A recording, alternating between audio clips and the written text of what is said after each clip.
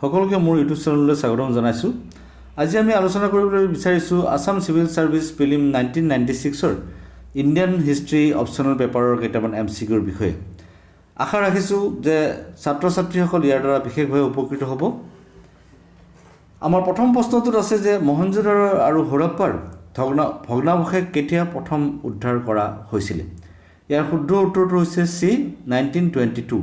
1922 চনত প্ৰথম খনন কাৰ্যৰ দ্বাৰা মহেঞ্জোদাৰো আৰু হৰপ্পাৰ ভগ্নাৱশেষ উদ্ধাৰ কৰা হৈছিল।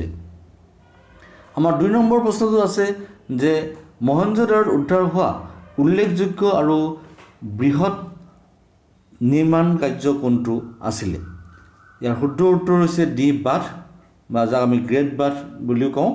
এই গ্ৰেট বাথটোৱেই উল্লেখযোগ্য নিৰ্মাণ আছিলে মহেঞ্জোদাৰো।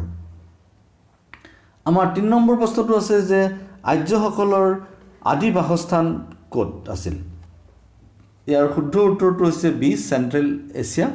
যদিও বুৰঞ্জীবিদসকল সম্পূৰ্ণৰূপে এতিয়াও তেওঁলোকৰ আদি বাসস্থানৰ বিষয়ে নিৰ্ধাৰিতভাৱে ক'ব পৰা নাই, কিন্তু বেছিসংখ্যকেই চেণ্ট্ৰেল এছিয়া বুলি ধৰি লৈছে। আমাৰ 4 নম্বৰ প্ৰশ্নটো আছে যে ঋগবেদিক সভ্যতা মূলতঃ কেনেকুৱা আছিলে? ইয়াৰ শুদ্ধ উত্তৰটো হৈছে এ ৰুৰেল। ঋগবেদিক সভ্যতা এটা গ্ৰামীণ সভ্যতা আছিলে। আমাৰ 5 নম্বৰ প্ৰশ্নটোত আছে যে ঋগবেদৰ সময়ত আৰ্যসকলৰ ৰাজনৈতিক জীৱনৰ কেন্দ্ৰ কি আছিলে? ইয়াৰ শুদ্ধ উত্তৰটো হৈছে বি ৰাজন। তেওঁলোকে ৰজাক ৰাজন বুলিছিলে আৰু এই ৰাজনক কেন্দ্ৰ কৰি তেওঁলোকৰ পলিটিকেল বা ৰাজনৈতিক জীৱনধাৰাটো পৰিচালিত হৈছিলে। আমাৰ 6 নম্বৰ প্ৰশ্নটো আছে যে বৌদ্ধ ধৰ্মৰ প্ৰতিষ্ঠাপক গৌতম বুদ্ধৰ জন্মসূত্ৰে কি আছিল? ইয়াৰ শুদ্ধ উত্তৰটো হৈছে চি ক্ষত্ৰিয়। তেওঁ ক্ষত্ৰিয় বংশৰ আছিল। আমি সকলোৱে জানো তেওঁ এজন ৰজাৰ পুত্ৰ আছিলে। আমাৰ 7 নম্বৰ প্ৰশ্নটো আছে যে হিন্দুকুশ পাৰ হৈ আলেকজেণ্ডাৰে কেতিয়া ভাৰতত প্ৰথম প্ৰৱেশ কৰিছিল? ইয়াৰ শুদ্ধ উত্তৰটো হৈছে বি 327 BC। 327 খ্ৰীষ্টাব্দৰ পূৰ্বত আলেকজেণ্ডাৰে আহি ভাৰতত প্ৰৱেশ কৰিছিল। আমাৰ 8 নম্বৰ প্ৰশ্নটো আছে যে ইণ্ডিকাৰ লিখক কোন আছিল? ইয়াৰ শুদ্ধ উত্তৰটো হৈছে বি মেগাস্থেনিছ। মেগাস্থেনিছে এই ইণ্ডিকা গ্ৰন্থখন ৰচনা কৰিছিল। আমাৰ 9 নম্বৰ প্ৰশ্নটো আছে যে চন্দ্ৰগুপ্ত মৌৰ্যক ভাৰতত সাম্ৰাজ্য প্ৰতিষ্ঠা কৰাৰ ক্ষেত্ৰত কোনে সহায় কৰিছিল? ইয়াৰ শুদ্ধ উত্তৰটো হৈছে বি কৌটিল্য, যাক আমি চাণক্য নামেও জানো। এই চাণক্য বা কৌটিল্যই চন্দ্ৰগুপ্ত মৌৰ্যক ভাৰতত এখন সাম্ৰাজ্য প্ৰতিষ্ঠা কৰাত বিশেষভাৱে সহায় কৰিছিল, যাক ভাৰতৰ প্ৰথম ঐতিহাসিক সাম্ৰাজ্য বুলি কোৱা হয়। আমাৰ 10 নম্বৰ প্ৰশ্নটোত আছে যে তলত উল্লেখ কৰাসমূহৰ ভিতৰত কোনটো মৌৰ্য সাম্ৰাজ্যৰ পতনৰ বাবে দায়ী নহয়? ইয়াৰে প্ৰথমটো আছে যে অশোকৰ দুৰ্বল উত্তৰাধিকাৰীসকল। দ্বিতীয়টো আছে অশোকৰ মৃত্যুৰ পিছত মৌৰ্য সাম্ৰাজ্যৰ বিভাজন। তৃতীয়টো আছে উত্তৰৰ সীমান্তখণ্ড সুৰক্ষিত নকৰাটো। আৰু 4 নম্বৰ আছে যে অশোকৰ শাসনৰ সময়তেই অৰ্থনৈতিক মন্দা আৰম্ভ হৈছিল।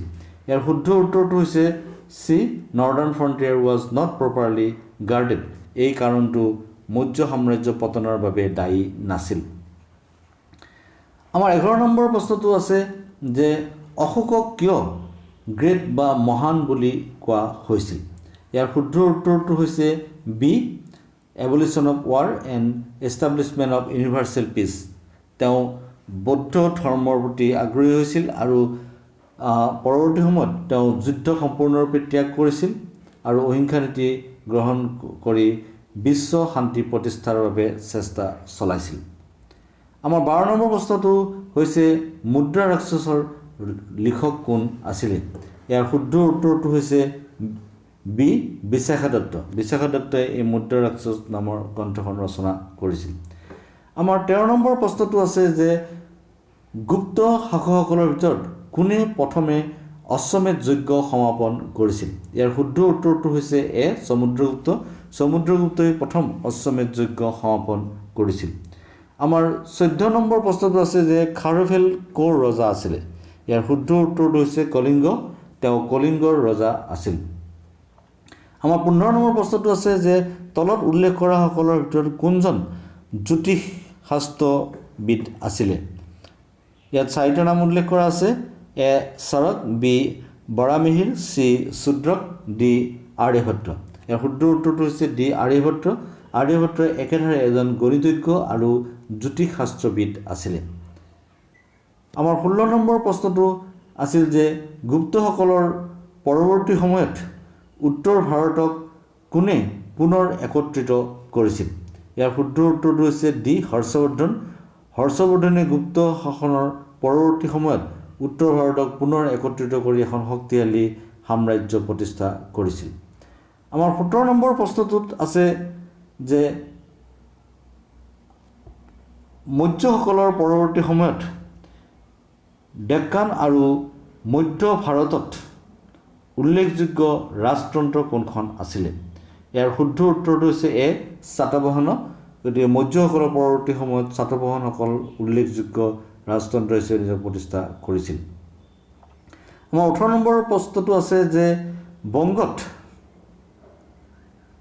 বংগত পালসকলে কাৰ হাতত ৰাজনৈতিক ক্ষমতা হেৰুৱাব লগা হৈছিলে ইয়াৰ শুদ্ধ উত্তৰটো হৈছে চি সেনা হেনসকলে পালসকলৰ পৰৱৰ্তী সময়ত বংগত নিজৰ ৰাজনৈতিক প্ৰতিপত্তি প্ৰতিষ্ঠা কৰিছিল আমাৰ 19 নম্বৰ প্ৰশ্নটো আছে যে ইলোৰাত শিৱ মন্দিৰ কোনে নিৰ্মাণ কৰিছিল ইয়াৰ শুদ্ধ উত্তৰটো হৈছে চি কৃষ্ণই বিখ্যাত শিৱ মন্দিৰ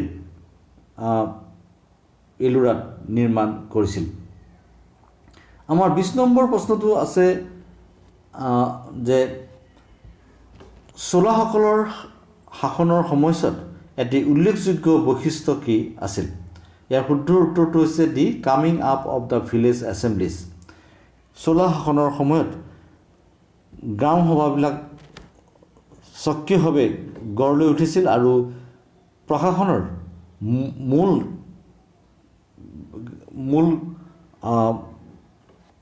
মূল হিচাপে এই গাঁও সভাবিলাক প্ৰতিষ্ঠিত হৈছিল আমাৰ 21 নম্বৰ প্ৰশ্নটো আছে যে চিউকিৰ ৰচক কোন আছিল ইয়াৰ শুদ্ধ উত্তৰটো হৈছে ডি হিউৱেনচাঙে চিউকি ৰচনা কৰিছিল আমাৰ 22 নম্বৰ প্ৰশ্নটো আছে যে তৰায়ণৰ প্ৰথম যুদ্ধ কোন চনত সংঘটিত হৈছিল ইয়াৰ শুদ্ধ উত্তৰটো হৈছে বি 1191 চনত প্ৰথম তৰায়ণৰ যুদ্ধ হৈছিল আৰু দ্বিতীয় তৰায়ণৰ যুদ্ধ হৈছিল 1192 খ্ৰীষ্টাব্দত আমাৰ 23 নম্বৰ প্ৰশ্নটো আছে যে কুতুবুদ্দিনক কোনে দাস হিচাপে ভাৰতলৈ আনিছিল ইয়াৰ শুদ্ধ উত্তৰটো হৈছে বি মহম্মদ ঘুৰি কুতুবুদ্দিন আইবাক মহম্মদ ঘুৰিৰ দাস আছিলে আৰু কুতুবুদ্দিন আইবাকে মহম্মদ ঘুৰিৰ পৰৱৰ্তী সময়ত দাস বংশ প্ৰতিষ্ঠা কৰি দিল্লী চুলতানেট প্ৰতিষ্ঠা কৰিছিল আমাৰ 24 নম্বৰ প্ৰশ্নটো আছে যে কুতুবুদ্দিনে কাক বংগৰ গভৰ্ণৰ হিচাপে নিয়োগ কৰিছিল ইয়াৰ শুদ্ধ উত্তৰটো হৈছে ডি আলিমৰ্ডনক তেওঁ বংগৰ গভৰ্ণৰ হিচাপে নিয়োগ কৰিছিল আমাৰ 25 নম্বৰ প্ৰশ্নটো আছে যে ইলটুটমিছে তেওঁৰ উত্তৰাধিকাৰী হিচাপে কাক নিয়োগ কৰিছিল ইয়াৰ শুদ্ধ উত্তৰটো হৈছে চি ৰেজিয়া তেওঁৰ ছোৱালী ৰেজিয়াক তেওঁৰ পৰৱৰ্তী চুলতান হিচাপে মনোনীত কৰি থৈ গৈছিল আমাৰ 26 নম্বৰ প্ৰশ্নটো আছে যে তবাকাত ই নাছিৰীৰ লিখক কোন আছিলে ইয়াৰ শুদ্ধ উত্তৰটো হৈছে চি মিনহাজ-উদ্দিন চিৰাজ এই মিনহাজ-উদ্দিন চিৰাজে তবাকাত ই নাছিৰী গ্ৰন্থখন ৰচনা কৰিছিল আমাৰ 27 নম্বৰ প্ৰশ্নটো আছে যে কোনজন মুছলিম লিখকে প্ৰথম হিন্দী শব্দ ব্যৱহাৰ কৰিছিল ইয়াৰ শুদ্ধ উত্তৰটো হৈছে আমিৰ খুছৰুৱে প্ৰথম হিন্দী শব্দ ব্যৱহাৰ কৰা মুছলমান লিখক আমাৰ 28 নম্বৰ প্ৰশ্নটোত আছে যে মালিক কাফুৰে দক্ষিণ ভাৰতৰ কোনখন ৰাজ্য প্ৰথমে জয় কৰিছিল ইয়াৰ শুদ্ধ উত্তৰটো হৈছে এ দেৱগিৰি আলাউদ্দিন খিলজীয়ে দক্ষিণ ভাৰত বিজয় কৰিবৰ কাৰণে মালিক কাফুৰক নেতৃত্ব দিছিলে আৰু তেওঁ প্ৰথমে এই দেৱগিৰিখনক পৰাজিত কৰিবৰ কাৰণে সক্ষম হৈছিলে আমাৰ 29 নম্বৰ প্ৰশ্নটো আছে যে কোনজন দিল্লী চুলতানে প্ৰথম স্থায়ী সৈন্যবাহিনী প্ৰতিষ্ঠা কৰিছিল ইয়াৰ শুদ্ধ উত্তৰ হৈছে বি আলাউদ্দিন খিলজী প্ৰথম দিল্লী চুলতান যিয়ে এটি স্থায়ী সৈন্যবাহিনী নিৰ্মাণ কৰিছিল আৰু তেওঁলোক সৈন্যবাহিনীক বেতন দিয়াৰ ব্যৱস্থা কৰিছিল। আমাৰ 30 নম্বৰ প্ৰশ্নটো আছে যে আলাউদ্দিন খিলজীৰ শাসনৰ সময়ছোৱাত তেওঁ ভূমি কৰ কিমান হিচাপে নিৰ্ধাৰণ কৰিছিল? ইয়াৰ শুদ্ধ উত্তৰটো হৈছে ডি 50%। তেওঁ 50% ভূমি কৰ আৰোপ কৰিছিল। ইয়াৰ আগতে 35% আছিল আৰু তেওঁ তাক বঢ়াই 50% কৰিছিলে। আমাৰ 31 নম্বৰ প্ৰশ্নটো আছে যে জয়তীয়ে কি ৰচনা কৰিছিল? ইয়াৰ শুদ্ধ উত্তৰটো হৈছে বি পদ্মাৱত। পদ্মাৱত গ্ৰন্থখন জয়তীয়ে ৰচনা কৰিছিল। আমাৰ 32 নম্বৰ প্ৰশ্নটো আছে যে ফিৰোজ শ্বাহৰ প্ৰধানমন্ত্ৰী বা ৱাজিৰ কোন আছিল? ইয়াৰ শুদ্ধ উত্তৰটো হ'ল ডি খান-ই-জাহান মকবুল। তেওঁ ফিৰোজ শ্বাহৰ প্ৰধানমন্ত্ৰী আছিলে। ইয়াত 33 নম্বৰ প্ৰশ্নটো আমাৰ আছে যে তুগলক শাসকসকলৰ ভিতৰত কোনজন বেছি ধৰ্মীয় উদাৰ শাসক আছিল? ইয়াৰ শুদ্ধ উত্তৰটো হৈছে বি মহম্মদ বিন তুগলক। মহম্মদ বিন তুগলক ধৰ্মীয় ক্ষেত্ৰত এটি উদাৰ শাসক হিচাপে নিজক প্ৰতিপন্ন কৰিছিলে। 34 নম্বৰ প্ৰশ্নটো আমাৰ আছে যে মধ্য যুগত কোনজন শাসকে সকলোতকৈ বেছি জলসিঞ্চন কাৰ্য সমাপন কৰিছিল? ইয়াৰ শুদ্ধ উত্তৰটো হৈছে ফিৰোজ শ্বাহ তুগলক। ফিৰোজ শ্বাহ তুগলকেই মধ্য যুগত সকলোতকৈ বেছি জলসিঞ্চন কাৰ্যত মনোনিৱেশ কৰিছিল। আমাৰ 35 নম্বৰ প্ৰশ্নটোত আছে যে এথানাছিয়াছ নিকিটিন নামৰ পৰিব্ৰাজকজন ক'ৰ পৰা আহিছিল? ইয়াৰ শুদ্ধ উত্তৰটো হৈছিল বি ৰাছিয়া। তেওঁ দক্ষিণ ভাৰত বিশেষকৈ বিজয়নগৰ অঞ্চলকে আদি কৰি এই অঞ্চলটো তেওঁ ভ্ৰমণ কৰিছিল। আমাৰ 36 নম্বৰ প্ৰশ্নটোত আছে যে বিজয়নগৰৰ ৰাজধানীৰ ধ্বংসাৱশেষ ক'ত উদ্ধাৰ কৰা হৈছে? ইয়াৰ শুদ্ধ উত্তৰটো হৈছে এ হাম্পি। হাম্পিত বিজয়নগৰৰ ৰাজধানীৰ ধ্বংসাৱশেষ উদ্ধাৰ কৰা হৈছে। আমাৰ 37 নম্বৰ প্ৰশ্নটো আছে এ ফৰগটেন এম্পায়াৰ নামৰ গ্ৰন্থখনৰ লিখক কোন? শুদ্ধ উত্তৰ হৈছে এ চেৱেল। চেৱেলে এই ফৰগটেন এম্পায়াৰ নামৰ গ্ৰন্থখন ৰচনা কৰিছিল। আমাৰ 38 নম্বৰ প্ৰশ্ন আছে বামনী ৰাজ্যৰ শেষৰজন ৰজা কোন আছিল? ইয়াৰ শুদ্ধ উত্তৰ হৈছে ডি কালিমুল্লা। এই কালিমুল্লাহে তেওঁ চেল্ফ এক্সাইল লৈছিল আৰু তেওঁৰ পৰৱৰ্তী সময়তে এই বামনী ৰাজ্যৰ পতন ঘটিছিল। আমাৰ 39 নম্বৰ প্ৰশ্নটো আছে যে দৌলত খান লোদী ক'ৰ গভৰ্ণৰ আছিলে? এইটো শুদ্ধ উত্তৰটো হৈছিল বি পাঞ্জাৱ। দৌলত খান লোদী পাঞ্জাৱৰ গভৰ্ণৰ আছিলে। 40 নম্বৰ প্ৰশ্নটো আছে আমাৰ তুজুক-ই-বাবৰি কি ভাষাত ৰচনা কৰা হৈছিল? ইয়াৰ শুদ্ধ উত্তৰ হৈছে টাৰ্কি। এই তুজুক-ই-বাবৰি গ্ৰন্থখন টাৰ্কি ভাষাত ৰচনা কৰা হৈছিল, যাক বাবৰ নামেৰেও জনা যায় আৰু ই হ'ল বাবৰৰ এখন আত্মজীৱনী। আমাৰ 41 নম্বৰ প্ৰশ্নটো আছে যে বাবৰে কাবুলত লগ পোৱা ইব্ৰাহিম লোদীৰ খুৰাক যিয়ে তেওঁক ভাৰত আক্ৰমণ কৰাৰ কাৰণে আহ্বান জনাইছিল তেওঁৰ নাম কি আছিল? ইয়াৰ শুদ্ধ উত্তৰ হৈছে ডি আলম খান। আলম খান আছিলে ইব্ৰাহিম লোদীৰ খুৰাক যিয়ে বাবৰক ভাৰত আক্ৰমণ কৰিবৰ কাৰণে আহ্বান জনাইছিলে। আমাৰ 42 নম্বৰ প্ৰশ্নটো আছে যে বাবৰৰ আক্ৰমণৰ সময়ত ভাৰতীয়সকল কি বিষয়ত অজ্ঞ আছিলে? ইয়াৰ শুদ্ধ উত্তৰ হৈছে চি আৰ্টিলেৰী। গোলা বাৰুদৰ বিষয়ে ভাৰতীয়সকলে সেই সময়ত নাজানিছিল আৰু বাবৰেই প্ৰথমে ভাৰতত এই গোলা বাৰুদৰ ব্যৱহাৰ কৰিছিল। আমাৰ 43 নম্বৰ প্ৰশ্নটোত আছে যে খগ্ৰা যুদ্ধখন বাবৰে কাৰ বিৰুদ্ধে কৰিছিল বা বাবৰে কাক পৰাজিত কৰিছিল? ইয়াৰ শুদ্ধ উত্তৰটো হৈছে বি আফগান।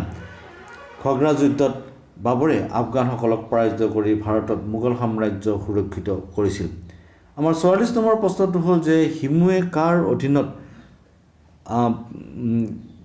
অধীনত আছিল? ইয়াৰ শুদ্ধ উত্তৰটো হৈছে এ আদিল শ্বাহ।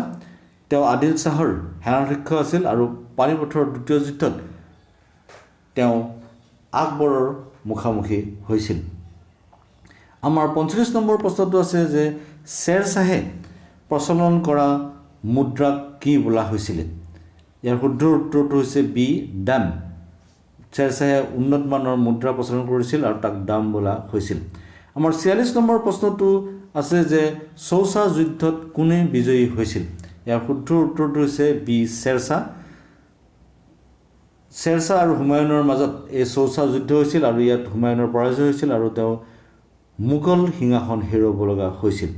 আমাৰ 47 নম্বৰ প্ৰশ্নটো আছে যে নুৰজাহান কাৰ জীয়ৰী আছিলে ইয়াৰ শুদ্ধ উত্তৰটো হৈছে ডি মিৰ্জা গিয়াজ বেগ মিৰ্জা গিয়াজ বেগ নুৰজাহানৰ পিতৃ আছিলে আমাৰ 48 নম্বৰ প্ৰশ্নটোত আছে যে জাটসকলে কাৰ নেতৃত্বত বিদ্ৰোহ কৰিছিল ইয়াৰ শুদ্ধ উত্তৰটো হৈছে ডি গোকুলৰ নেতৃত্বত জাটসকলে বিদ্ৰোহ কৰিছিল 49 নম্বৰ প্ৰশ্নটো আছে তাজমহল কাৰ তত্ত্বাৱধানত নিৰ্মাণ কৰা হৈছিল ইয়াৰ শুদ্ধ উত্তৰটো হৈছে বি উস্তাদ ঈসা খান উস্তাদ ঈসা খানে তাজমহলৰ মূল নক্সাখন প্ৰস্তুত কৰিছিল আৰু তেওঁৰ তত্ত্বাৱধানতেই এই তাজমহল নিৰ্মাণ কৰা হৈছিল আমাৰ 50 নম্বৰ প্ৰশ্নটোত আছে যে শিৱাজীৰ উত্তৰাধিকাৰী কোন আছিলে ইয়াৰ শুদ্ধ উত্তৰটো হৈছে ডি সম্ভাজী শিৱাজীৰ প্ৰথম পুত্ৰ সম্ভাজী শিৱাজীৰ পৰৱৰ্তী সময়ত মাৰাঠা সিংহাসন আৰোহণ কৰিছিল